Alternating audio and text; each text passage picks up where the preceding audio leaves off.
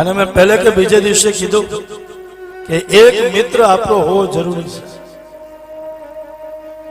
એક મિત્ર જે આપણા ખંભા ઉપર હાથ રાખી શકે અને આપણે કોઈ પણ દુઃખમાં હોય, કોઈ પણ ટેન્શનમાં હોય અને એવો મિત્ર આપણો હોય કે ખંભા ઉપર હાથ મૂકીને એટલું કહે, ચિંતા નહીં કરતા, હું બેઠો છું. આવો એક મિત્ર આપણો હોવો જોઈએ, જે અંગત હોય. અને મિત્ર એવો હોવો જોઈએ કે કાલ સવારે તિરાડ પડે તો એ જગતમાં ગાવો ન જોઈએ, આપણી વાત જગતને કહેવું ન જોઈએ.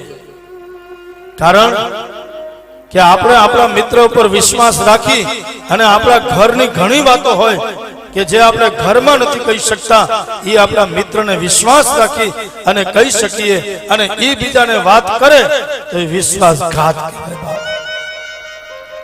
વિશ્વાસઘાત. એટલે એક એવો મિત્ર હોવો જોઈએ.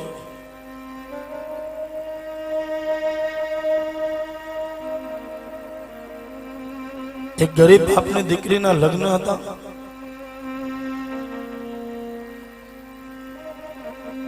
લગ્નનો દિવસ નજીક આવ્યો. દીકરીના મા બાપ રડે છે. જાણ આવશે, એને જમાડશું શું,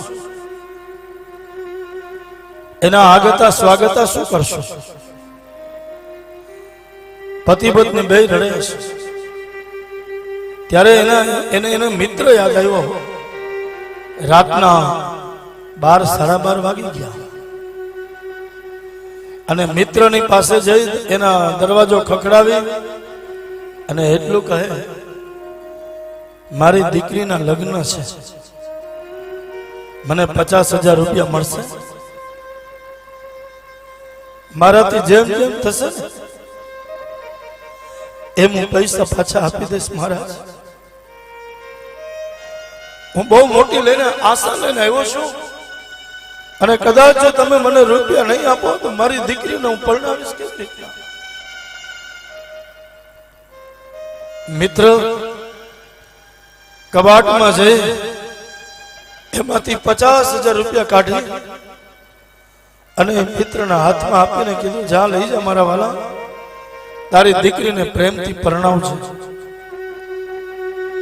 50,000 રૂપિયા લઈને મિત્ર વયો ગયો. પણ એમ કહેવાય કે જ્યાં મિત્ર રૂપિયા લઈને ગયો તો જેની 50,000 રૂપિયા આપ્યા એ રડે.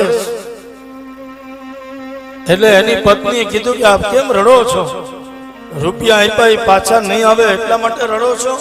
તો કે એટલા માટે નથી રડતો ને, મેં એ જે રૂપિયા આપ્યા છે એ પાછા આવે કે ના આવે એની માટે મેં આપ્યા નથી બા, પણ મને રડવું એટલા માટે આવે છે કે મારા મિત્રની દીકરી પરણે અને એને મારે ઘરે ધક્કો ખાવો પડ્યો. મને 50,000 રૂપિયા આપો બા, મારે તો એના ઘરે જવું જોઈએ, એના ખંભા પર હાથ રાખીને કહેવું જોઈએ, મારા જેવું કામ હોય તો કેજે, મૂંઝાતો નહીં બા, મૂંઝાતો નહીં બા. એના બદલે આજે એને મારા ઘરે ધક્કો ખાવો પડ્યો, એના ઘરે મારા ઘરે માગવા આવવું પડ્યું. એનું મને રડવું આવે છે મહારાજ. એની માટે મારા હાથમાંથી આહુડા નીકળે. ભાગવત એટલું કહે કે ભગવાને સંપત્તિ આપી હોય તો ક્યારેક કોકના ઘરે જજો બાપ. ઘણી દીકરીઓનો બાપ એવો છે કે દીકરીને પરણાવવા માટે બહુ ચિંતા કરતો હશે, બહુ ચિંતા કરતો હશે.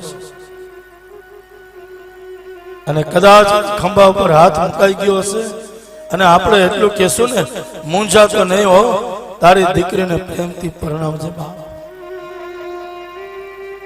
આજે હરેક સમાજમાં દેખાદેખી બહુ થઈ ગઈ છે અને જે દેખાદેખીમાં મધ્યમ વર્ગનો માણસ પીસાય છે, ગરીબ વ્યક્તિ જે પીસાય છે, એ બિચારો થઈને બેઠો હોય છે.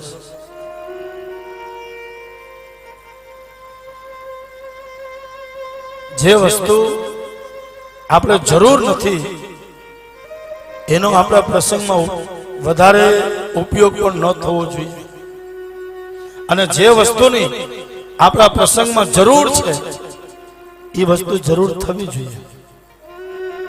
પણ ઘણી બધી વસ્તુ એવી છે કે આપણા દીકરા કે દીકરીના લગ્ન હોય, ઘણી બધીની વસ્તુ જરૂર નથી, એનાથી વિશેષ આપણે કરતા હોઈએ છીએ. કવિ ત્રાપજકર લખે છે ને